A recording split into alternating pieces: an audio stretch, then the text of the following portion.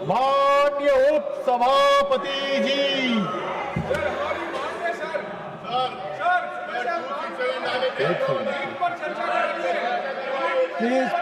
Please take your seats, please take your seats, please take your seats, please. माननीय parliamentary affairs minister, please listen and I will come to Devram ji, मैं इसके बाद बोलूंगा। Sir, जब opposition party ने कुछ मांग किया है, हम उसको रेस्पॉन्ड करना चाहते हैं तो उसको सुनना चाहिए। आपने कुछ डिमांड किया है फिर सुनेंगे नहीं, इसका मतलब आप चर्चा नहीं चाहते हैं। मैं उपसभापति महोदय, मैं इस सदन में आपके माध्यम से सरकार का पक्ष रखना चाहता हूं कि पहले दिन से ये मानसून सत्र का शुरू से सरकार ने कहा है कि महत्वपूर्ण मुद्दे जो भी है और नीट एग्जाम पेपर लीक को लेकर के हम चर्चा के लिए शुरू से तैयार हैं, अभी भी हम तैयार हैं। हमने कांग्रेस के नेताओं को बताया, बाकी पार्टी के नेताओं को भी कहा है कि सरकार चर्चा के लिए तैयार है, लेकिन चर्चा कैसे हो इसका एक निर्णय चेयरमैनशिप का अध्यक्षता में सबसे मिलकर के बांट करके हम तय कर सकते हैं। लेकिन अगर वो चर्चा नहीं कराने के लिए, व्यवधान डालने के लिए बहाना बनाते हैं और वो कंडीशन लगाते हैं, ये तो ठीक बात नहीं है।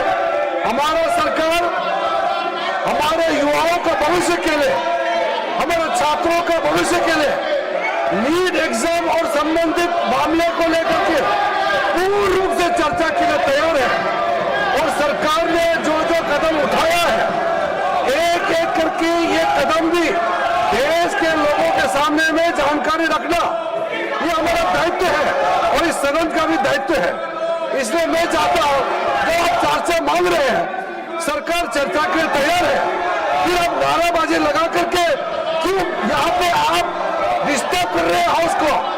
अभी कई मेंबर से मैंने बात की है, सब लोग चाहते हैं कि चर्चा होना चाहिए।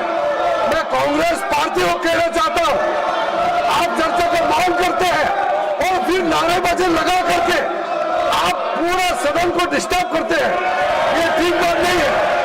इसलिए मैं फिर आगे करना चाहता हूं सभापति महोदय आपके माध्यम से कि जैसे अपोजिशन पार्टी ने मांग किया है, जैसे सरकार चाहते हैं, हम मिलकर के समय तय करें, नियम हम जैसे चेयर से रूलिंग देंगे मानने के तैयार है, और कितना लंबा चर्चा करना है जैसे चेयर से तय करेंगे, हम 100% सरकार तैयार है चर्चा के लिए। माननीय लीडर ऑफ द हाउस, माननीय उपसभापति जी, ये जो इंडी अलायंस गठबंधन है, इसका व्यवहार बहुत ही गैर जिम्मेदाराना व्यवहार है, गैर जिम्मेदाराना। और यह प्रजातांत्रिक विरोधी गतिविधि साफ साफ संसद में दिख रही है। संसद की मर्यादाओं को तार तार करके ये प्रजातांत्रिक मूल्यों का हनन कर रहे हैं। अभी अभी हमारे पार्लियामेंट्री अफेयर्स मिनिस्टर किरण रिजिजू जी ने बहुत स्पष्ट शब्दों में कहा है कि सरकार हर मुद्दे पर चर्चा करने के लिए तैयार है, और इसके साथ साथ नीट में पेपर लीक और उससे निकलने वाली सारी गतिविधियों पर भी हमारी सरकार चर्चा करने के लिए तैयार है। आदरणीय नरेंद्र मोदी जी के नेतृत्व में चलने वाली सरकार एक पारदर्शी सरकार है और लोगों के पक्ष में हमेशा फैसला करने वाली सरकार है।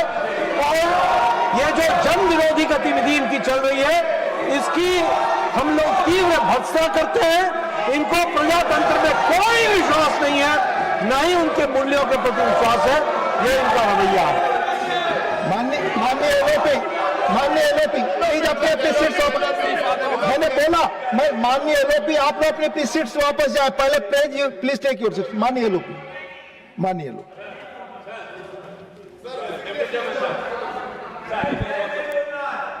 you want to lose?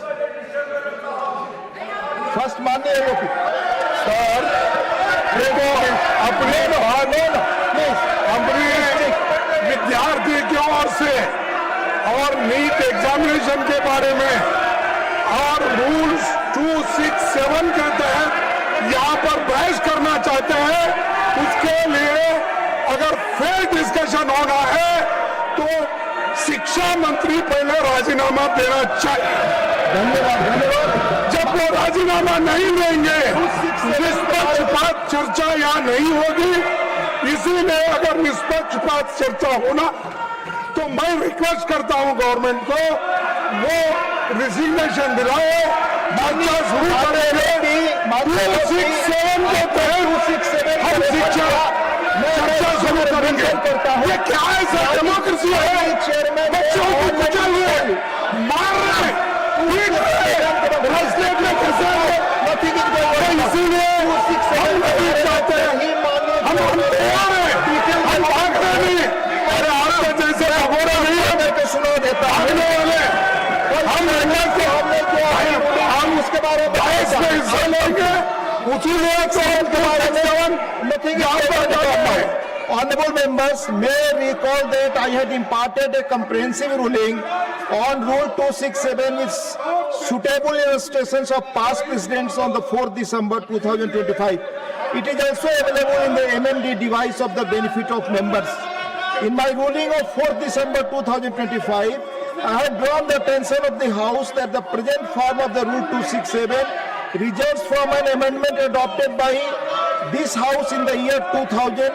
The Rules Committee in the year 2000 was presided over by then Honorable Chairman Rajya Sabha, Sri Krishikant ji, and consisted of eminent members like Dr. Manmohan Singh ji, Sri Pranav Mukherjee ji, Sri Arun Shourie ji, M. Venkaiah Naidu ji, Swaraj Kaushal ji, Swami S. Nariman, etc. The committee urged that the rule was being used to seek discussions on matters not listed or not yet admitted. The committee therefore recommended restricting Rule 267 strictly to subjects related to the list of business and added a proviso preventing its use where a rule already contains a suspension mechanism. The House approved these recommendations on 15 May 2000. Members may also kindly note that between 1988 and 2000, discussions under Rule 267 were held only 3 times. And on just 2 of these occasions, the rule was invoked strictly as prescribed. Further, from 2000, amendments to the present no discussion have taken place under Rule 267. However, on 8 occasions, discussion were held only after consensus in the House. Honorable members can see that in almost 4 decades, this device of Rule 267 has been invoked in the House on rarest of rare occasions.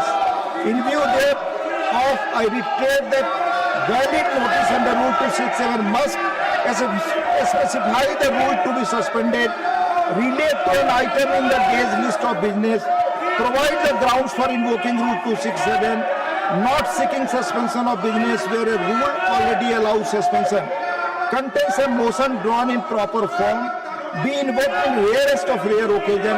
Despite above clarification, it is observed that members are still giving notices under Rule 267 every now and then which are not in consonance with the above conditions. I request honorable members to keep in mind the essential requirements of Rule 267 as highlighted above, and I reiterate that notices fulfilling the requirements would only be considered by me and admitted after taking the consensus of the House. Honorable Chairman has repeated this ruling yesterday only. माननीय तिरुचि शिवा, हाँ बोले, आपकी बात One minute, hello. माननीय Tiruchi Shiva, yes. Mr. Deputy Chairman, sir. We take your word.